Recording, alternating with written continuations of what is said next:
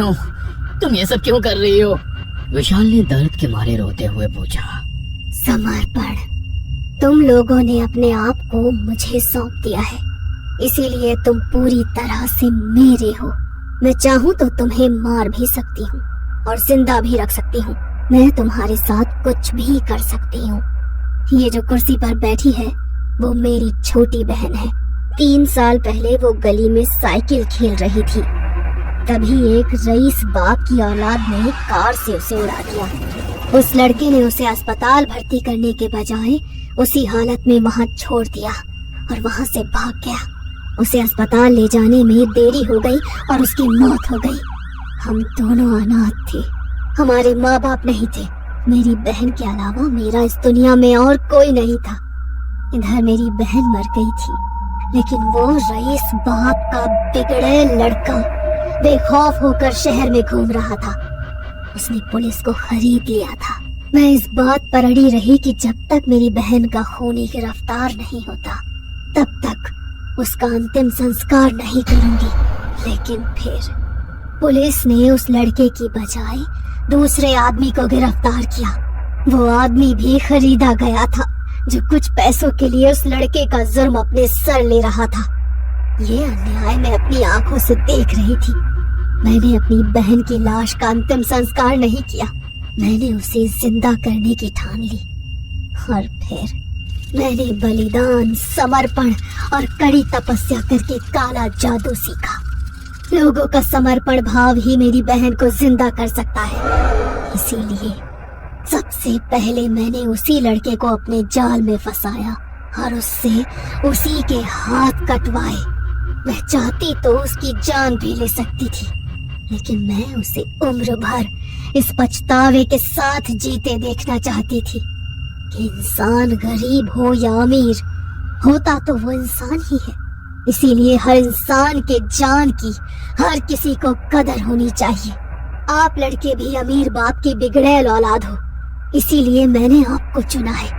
अब मेरी बहन को जिंदा करने के लिए सिर्फ आप लोगों का समर्पण चाहिए। मुझे समर्पण करना मतलब मेरी बहन को समर्पण करना। तुम्हारे समर्पण का भाव ही मेरी मरी हुई बहन को जिंदा कर सकता है। लेकिन हमने तो किसी भी गरीब इंसान पर किसी तरह का कोई अन्याय नहीं किया, फिर तुमने हमें क्यों चुना? क्या सच में? माँ कसम, मैं सच बोल रहा हूँ। टोनी ने अपनी गर्दन पर हाथ लगाकर कसम खाई। यह देख वो औरत गुस्सा हो गई और उसने टोनी की गुड़िया की चाकू से गर्दन काट डाली और इधर टोनी की गर्दन कट गई। उसके कटी गर्दन से खून के फवारे उड़ने लगे और वो फर्श पर गिरकर तड़पने लगा। यह देख आदर्श आंख फाड़कर उसकी तरफ देखने लगा। झूठ बोल रहा था। जिस माँ ने उसे जन्म दिया उसी की झूठी कसम खाई इसने। सच्चाई क्या है आदर्श? उस औरत ने आदर्श से पूछा। इस सवाल से आदर्श की रूह कांप उठी। हाँ, हमें अमीरी का घमंड है और हम चारों ने बहुत से गरीबों के साथ गरीबी का फायदा उठाया है और उनके साथ अन्याय किया है। आदर्श डर के मारे कांपते हुए बोला। विशाल, तुमने वैभव के साथ क्या किया था? वैभव उन चारों दोस्तों के क्लास में पढ़ने वाला एक छात्र था जो गरीब था और साइकिल से कॉलेज आता था। वो पढ़ाई में सबसे आगे था। इस बात की जलन इन चारों को होती थी। जब भी वैभव साइकिल से कॉलेज आता तो कार में कॉलेज आने वाले ये चारों उस पर हंसते, उसकी गरीबी का मजाक उड़ाते। एक बार टीचर ने मुझसे सवाल पूछा था, उसका जवाब मुझे नहीं पता था, पर उसका जवाब वैभव ने दिया। इस पर टीचर बोली, नालायक, सीखो कुछ वैभव से। मुझे इस बात पर गुस्सा आ रहा था कि हम अमीर होकर भी उस गरीब से क्यों सीखे, और इस बात पर हम चारों ने उसकी जमकर पिटाई की, क्योंकि वो ना उस सवाल का जवाब देता, ना टीचर हमें डांटती। उसके बाद हमेशा हम लोग उसे परेशान करते, उसकी साइकिल तोड़ते। विशाल बता ही रहा था कि तभी वो औरत बोली। इसके बाद क्या हुआ आदर्श? इसके बाद हम लोगों से तंग आकर वैभव ने कॉलेज की छत से कूदकर अपनी जान दे दी। हम लोग बुरी तरह से फंसे थे।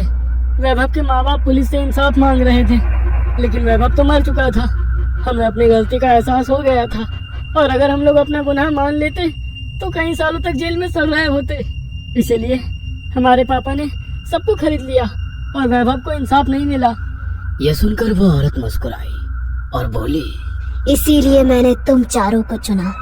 मैं चाहती हूँ कि विशाल तुम मेरी बहन के नाम पर अपना पैर काटकर समर्पित कर दो, और फिर मैं तुम्हें जाने दूंगी। यह सुन विशाल के एक बार फिर रोंगटे खड़े हो गए। वो उस औरत को ना भी नहीं कह सकता था। तो शुरू हो जाओ। उस औरत ने कहा, आदर्श जाओ किचन से चाकू ले आओ। विशाल लड़खड़ाते हुए बोला। वैसे आदर्श के डर के मारे रोंगटे खड़े हो गए। ना। आदर्श आगे बोलने ही वाला था, लेकिन ना कहते ही चुप रह गया, क्योंकि उसने देखा था कि नहीं का मतलब मौत है। और फिर वो किचन में जाकर चाकू ले आया। उसने चाकू विशाल के हाथ में दे दिया। विशाल ने जोर जोर से अपनी सांसें अंदर बाहर की। आदर्श मेरा मुंह कपड़े से बांध दो, उसने आदर्श से कहा। आदर्श ने उसका मुंह कपड़े से बांध दिया, और फिर विशाल चाकू से अपना तकिए के ऊपर से पैर काटने लगा। खून की पिचकारियां निकलने लगी। विशाल अंदर ही अंदर चीख रहा था। वो थोड़ा और काटता और रुक जाता। उसने अपना आधा पैर काट डाला था कि तभी वो औरत बोली, रुक जाओ विशाल, अब बाकी का कटा पैर अपने हाथों से खींचकर अपने शरीर से अलग कर दो। यह सुन विशाल की रूह कांप उठी। उसने मुंह से कपड़ा हटाया और बोला, मैं ये कैसे कर पाऊंगा। वो अपने कटे पैर की तरफ देखते हुए बोला, इसी को समर्पण कहते हैं। त्याग दो अपने पैर को, क्योंकि इस पैर ने बहुत सारे पाप किए हैं। उस मासूम वैभव को तुमने इसी पैर से लात मारी थी, तब उसे भी दर्द हुआ था। आज तुम्हें उसका दर्द महसूस होगा। अब चलो, खींच कर अलग कर दो अपना कटा पैर। वो औरत बड़ी आवाज में बोली, मुझे अपने किए कराए पर बहुत पछतावा है। प्लीज मुझे छोड़ दो। ये सब करने से अब क्या होगा। वैभव तो जा चुका है, और अब तुम्हारा पैर जाएगा। वो औरत गुस्से में बोली, अब जल्दी से अपना बचा पैर खींचकर तोड़ दो, वरना मैं तुम्हारा गला काट दूंगी। वो औरत गुस्से में बोली। विशाल ने अपने मुंह पर फिर से कपड़ा बांधा, और वो अपने हाथ से अपना कटा पैर खींचने लगा। उसकी आंखों से आंसू आ रहे थे। वो थोड़ा सा अपना पैर खींचता और फिर रुक कर रो पड़ता। उस औरत के सामने अपनी जान की भीख मांगता, प्लीज मुझे जाने दो। लेकिन उस बेरहम औरत ने उसकी एक नहीं सुनी। कई बार अपना पैर खींचने के बाद विशाल रो पड़ा। उसने मुंह से कपड़ा हटाया। मुझे मार डालो, मैं ये और नहीं सह सकता। जैसी तुम्हारी इच्छा, उस औरत ने कहा, और फिर विशाल की गुड़िया का उसने सर काट डाला, और इधर विशाल का सर धड़ से अलग होकर फर्श पर गिर गया। यह देख आदर्श की चीख निकल गई। उसके तीनों अजीज दोस्त उसके सामने ही मर गए थे। अब वो अकेला बच गया था। क्या तुम समर्पण के लिए तैयार हो आदर्श? उस औरत ने आदर्श से कहा। अब उसकी बारी थी। न जाने वो औरत उससे क्या करवाना चाहती थी। आदर्श, नीचे पड़ा हुआ चाकू उठाओ और अपनी कलाई के आगे वाला दायां हाथ काटो।